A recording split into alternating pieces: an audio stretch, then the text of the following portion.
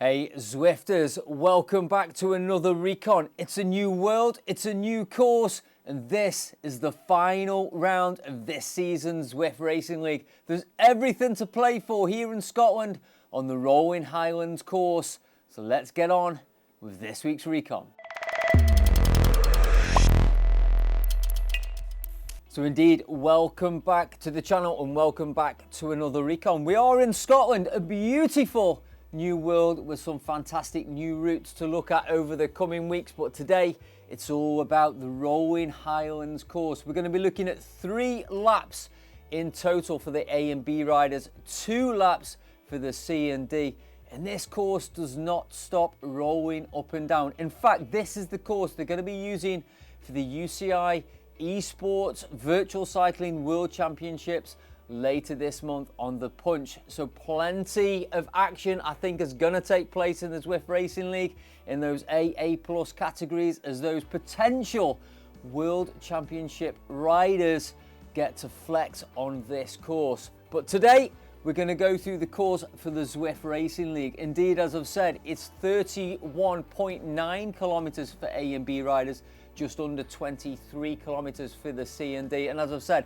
this course is constantly up and down, and we're going to go through all the little rises, all the little kickers, dare I say it, and of course the breakaway bray, which is the KQOM segment where all the points are going to be available. In fact, you're going to go through that 4 times for A and B and 3 times for C and D, because you will go through that particular segment on the lead-in as well. All right, before we get on course, let's take a look at the power-ups and the bike choice on this course. In terms of power-ups, it's the big 3. Of course, we've got the aero, the draft, and the feather, all of which could be particularly useful on this course and devastating in places if your timing is right and your skill level is high on this particular course.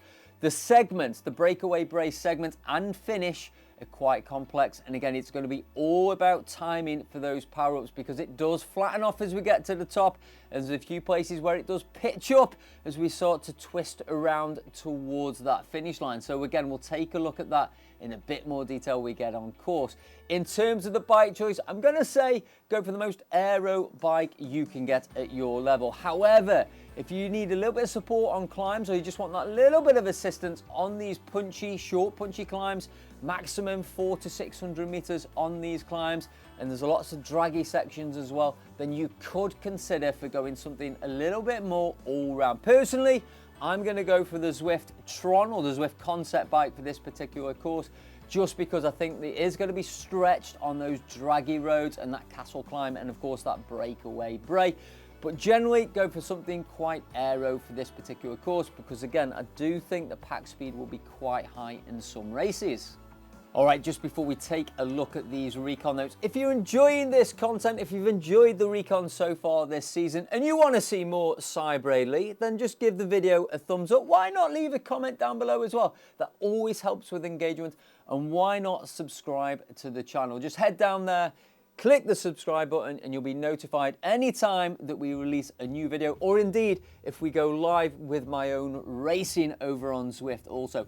Also, I have recently branched out to other social medias, including TikTok and Instagram. So if you don't mind, again, if you're on those platforms, why not head down to the description? You'll find all the links to my different social media channels, where you'll get daily updates, daily videos of me sweating in my own pain cave, trying to hunt for those elusive victories. Okay, let's take a look at these Recon notes, which again you can find over at levelvelo.cc. So indeed, 3 laps for A and B, 32 kilometers, 2 laps for C and D, that's 23 kilometers. As you can see, we've got quite a long lead in here, just over 5 kilometers. And indeed, we will go through that KQOM segment on that lead-in section. That's starting at kilometer 4.5, finishing at 5.1. We then will get onto the lap proper. So again, lap 1 will start at kilometer 5.1 once we've gone through that segment banner. We then get this draggy false flat section, and the races I've seen so far, this is where the group and the peloton have been strung out as riders try and push the pace through this particular section. It only 1, 2, 3% in places, but because it drags on for about 800 meters, it could be a really crucial place to look out for. We're then going to go past the pens and we'll go through this banner again, so there is another opportunity there to pick up a power up. We're then again, this road is constantly rolling up and down, so I'm not going to highlight every bump in the road. It is constantly rolling this time. But there are 2 sections to highlight in particular. We've got this castle climb. There's a sort of 270-degree loop around the castle here. The first time around is going to start at 12.2 kilometers and finish at 12.6. But again, if you're dependent on your strength as a rider, this could be a section to push the pace before we get onto that final segment again, or utilizing teammates, following those wheels just to stretch out the pack and tire those legs of your competition. We're then going to hit the breakaway brake for the second time. So again, we'll go on through the lead-in, but also at the end of lap 1 at 13.6, going through the finish banner at 14.2 before we start lap 2 and 3. All right, so let's get in the pens, let's get on course, and let's take a look in a bit more detail. So indeed, we're sat in the pens. This was a race I did as part of the Z Racing series with Zwift, part of this monthly series. So if you want to find more information about that, go to zwift.com/racing. So indeed, we're going to leave the pens, take a left, and thankfully, we're going to go through a banner here. So you are going to pick a power up, which could be useful on this lead-in section as we're going to go through that breakaway bray segment. And again, FAL and FTS will be in play on this lead-in section here, so that could be useful. Now, as I've said, this course is constantly rolling, so you need to stay switched on. It's constantly up and down, so look out for the group stretching out, making sure you're in a great position to be efficient, but ready to move at any particular time on this course. All right, so we're going to descend down here and head towards the first time of asking of this breakaway bray segment, which is going to start at kilometer 4.5. All right, so this is the breakaway bray segment. As I said, starts at 4.5 on this lead, and it will count for FAL and FTS. It is a complex little segment, this one. I love it, but it's hard. It's anywhere between 45 and 75 seconds, dependent on your category. So absolutely, this is going to hurt, and the lactic acid is going to build up. But it is quite complex here.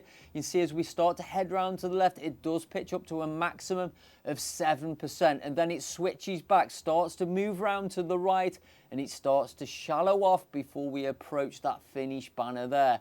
I'm going to let this play through a couple of times, and indeed there's a couple of different views from a couple of different events that I've done, just to give you a bit of an idea of how this particular segment is going to play out.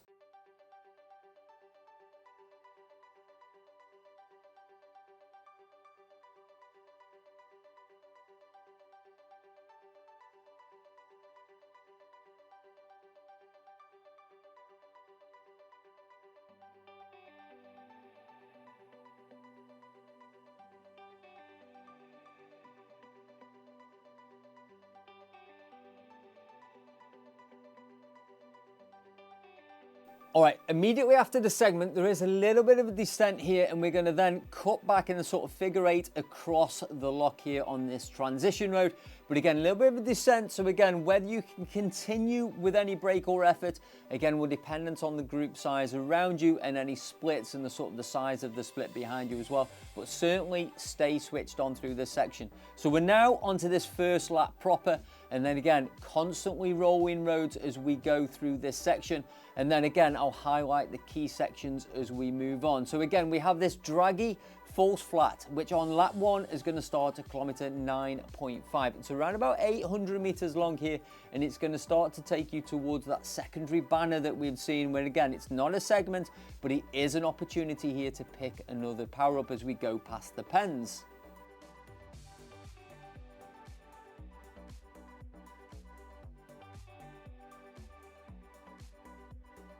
So again, after you've gone past that banner and picked up the power up at kilometer 10.7, the road continues to be rolly up and down here, and I'm going to play it at a speed hopefully you get an idea of the constant rolling road. We're then going to head towards this first of two crucial sections, this castle climb, this sort of 270-degree looping road here, which again does pinch up to about 7% in gradient and absolutely will test the legs if those punchers are punching hard and trying to break the group down. So the first time of asking on castle climb, this is going to be 12.2 kilometers and finish at 12.6. So it's not too long, but it's certainly testing. And once you get to the top of this, you've got just under a kilometer again till you're back at the breakaway Bray segment. And indeed, the breakaway Bray segment, the second time of asking, so still lap 1, is going to be kilometer 13.6, finishing at 14.2 before we head out on lap 2 and lap 3. Okay, so we're going to take a look at this segment and of course the finish in a little bit more detail one last time. As I've said, anywhere between 40 and 75 seconds for this particular segment. It also depends on your strength as a rider or your skill as a rider here, whether that be 15, 30 or 1 minute power. It will depend on how you approach this final segment and this final finish on this race. It starts off pretty shallow, but as it loops around to the left, it does pitch up to 7% maximum here before moving to the right, shallowing off a little bit, and then you've got this gentle curve round to the left-hand side, and you'll see the finish arch there. So this is going to be about skill and timing and your strength as a rider to maximize those points on each segment, but of course the all-important finish line points also. So that's it, that's the course, and I have to say, I think Zwift have done a fantastic job of this world and these courses. The constant rolling, punchy nature of this course not just tests the strength of the riders, but also the Zwift craft and skill at the same time. So great job on these particular courses. And don't forget, this is the course, or these are the courses, this is the world that they're going to be utilizing for the UCI Virtual Cycling Esports World Championships later this month. I'm going to be in Scotland watching the British athletes take on the World Championships and these courses later this month. Also, let me know what you guys have got planned for the UCI Worlds. Have a great week's training. Don't forget, we are back for the Zwift Racing League Grand Finale, which is going to take place for some of those teams who qualify for that moving forward. Have a great week's training. Enjoy Scotland. We'll see you soon. Ride on.